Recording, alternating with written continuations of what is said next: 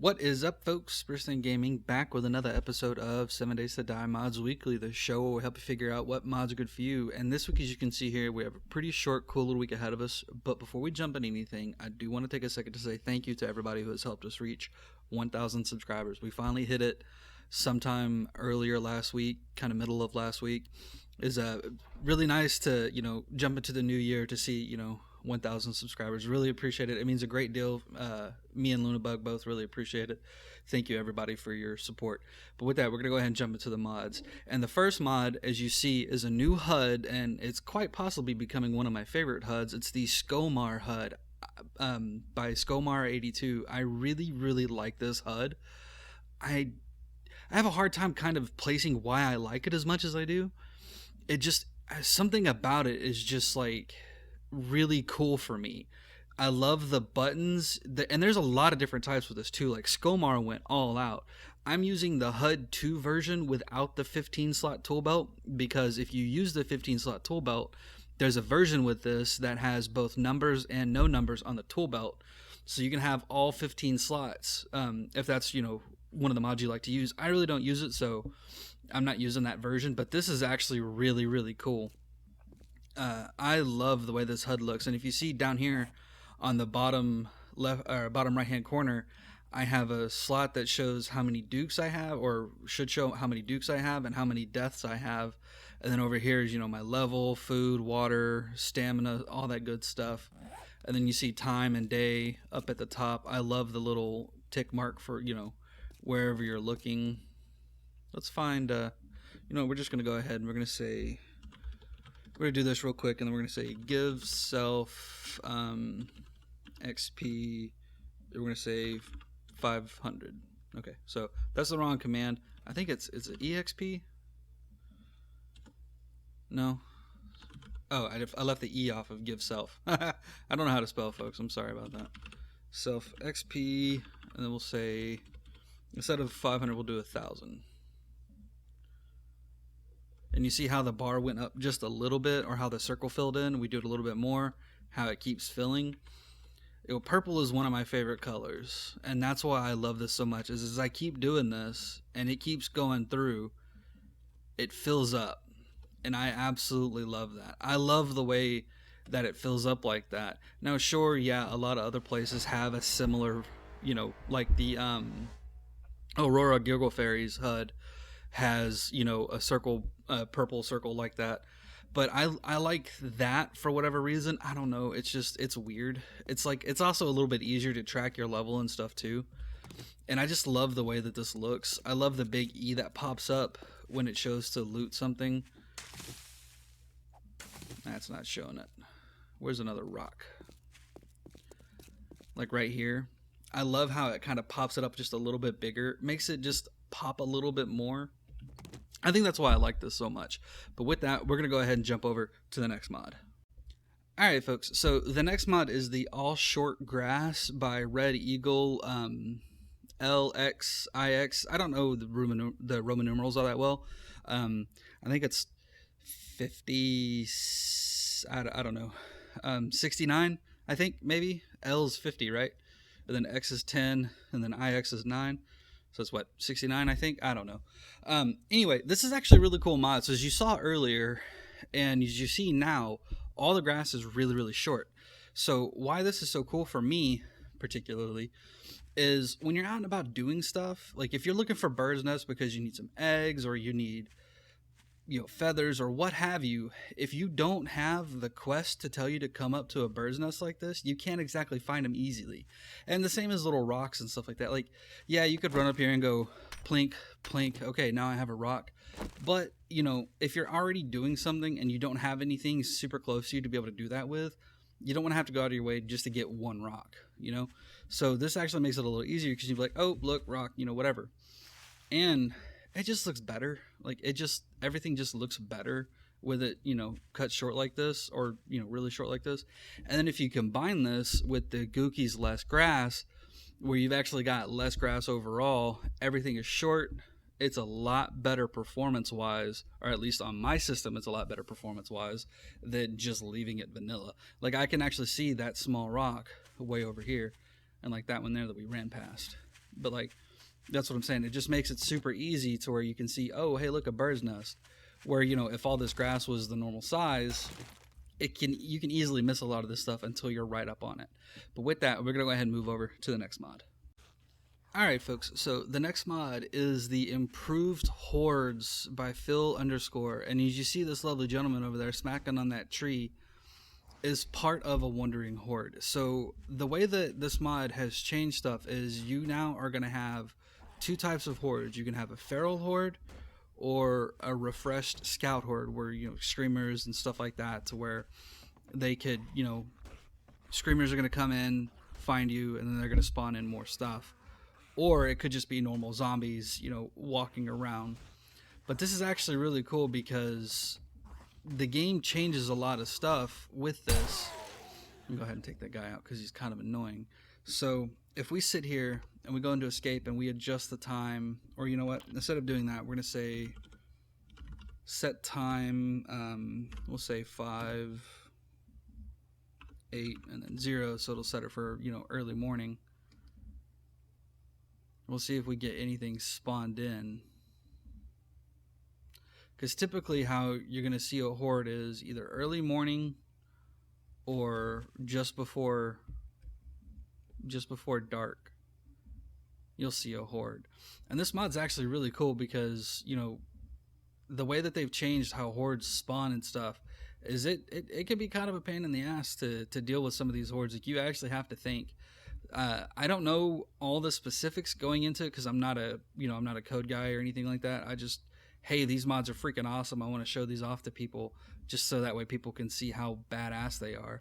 And this mod is like, playing with this mod has greatly upped my my enjoyment of the game, because now wandering hordes actually feel like hordes, like running into screamers and stuff a lot more, having people having all these zombies pulled in. It's a lot more intense. Like, that was one of the cool things I loved about playing on the Darkness Falls servers, is there was just so many damn zombies that would just pop up out of the woodworks. It's like, oh crap. Like, yeah, it sucks to die sometimes, you know, in the middle of a quest and a horde comes through and kicks your ass, but at the same time it's super fun.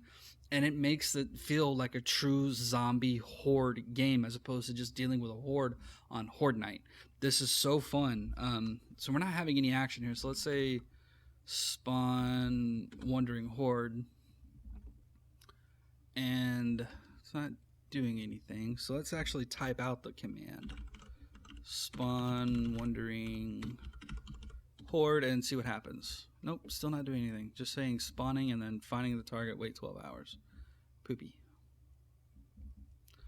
Oh, we got that one guy there. Little biker dude. And that's the cool thing too, is depending upon your game stage and stuff, you're going to get more zombies spawning in with the wandering hordes. So, you know, early stage, you're not going to have a whole bunch of zombies popping up on top of you. Later game stages you will, and especially, you know, if you're out and about in the burnt biome or the wasteland biome, it's really going to be kind of a pain in the ass, because then you're going to have animals and stuff spawning in too. Like, this has done a great job of making the game a lot harder, and like I said, it works with the end zombies. So if you're using that mod, those zombies will spawn in as well. So it can be, you know, a challenge, like a real challenge, and I love that about it, because it does amp up. Like, there's a whole lot of jump scares for me that have happened a couple times where I'm out doing something and I'm like, oh Nikes, you know, there's a whole bunch of zombies there. It's a fun mod, so thank you, Phil. But with that, we're gonna go ahead and jump over to the next mod. Alright folks, so the last mod is the Electricity Overhaul mod by OCB Maurice, and it's actually super duper cool. Now, I'm not clever enough to fully utilize this thing to its complete and utter potential, or max potential, but what it does is, as you see, I don't have any wires showing there. Now I have wires showing. That's one thing I absolutely love about it, which should have been in the vanilla game. If you don't have a wire tool equipped, you shouldn't be able to see the wires. I hate having the wires around. But what this does is, so as you can see the flow of electricity on how it flows to everything. So I've got the generator here connected to the battery bank connected to the solar panels. So some people say that that's backwards, but the reason I have it set up like that is because I want to show you something. So right now, this solar panel bank is powering everything.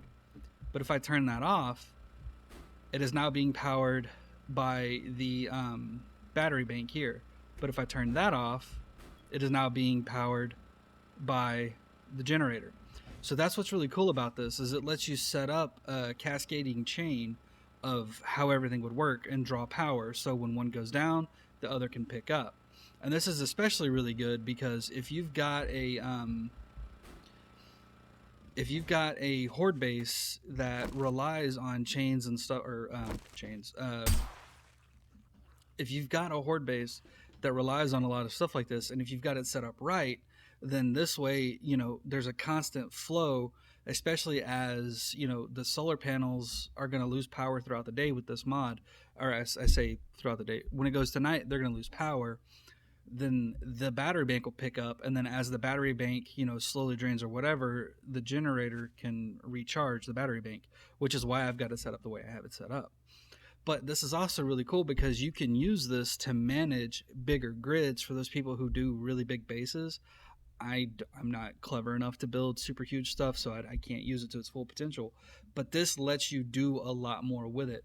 Plus, there's also some other stuff that they've added in that OCB Maurice has added to let you change the wire colors. You know, I've got a whole bunch of stuff spawned in here. So if I take some electric fence posts and we set some out down here, ooh, crap. And we come all the way over to there. So that might be difficult to get it to work right, but I have an idea. We'll go to there, then to there.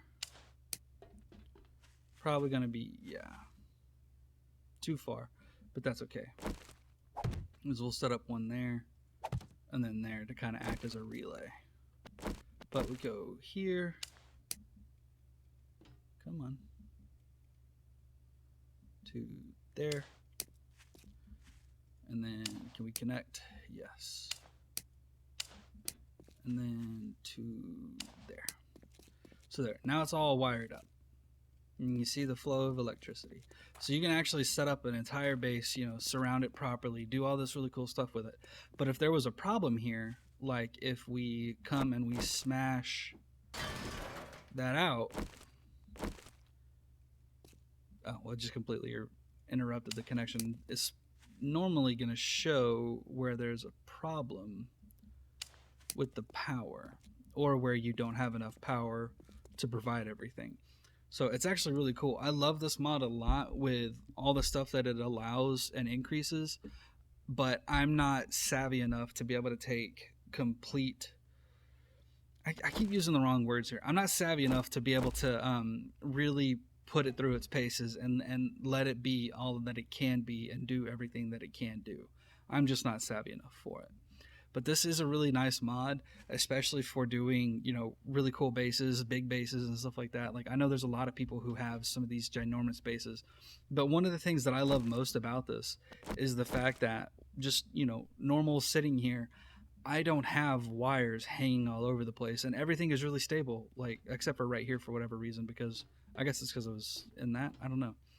But, you know, it's all fine and dandy until I get here, but there is a, I guess not. I thought there was an overlapping cone of stuff. But this is one of the reasons why I say I don't like having the wires show all the time. Is previous bases I've done where wires are just dangling around, stuff disappears and then you just see wires, and I hate it. I hate it so much. But this is a super good mod that really just helps eliminate a lot of those common issues. And, you know, now if I'm down here doing stuff or whatever, this helps eliminate all that. But that is it for the week, folks. Thanks for sticking around. I hope you had fun. Make sure you like, subscribe, drop a comment down below. Let me know what you think. Have fun, take it easy, and we'll see you next time.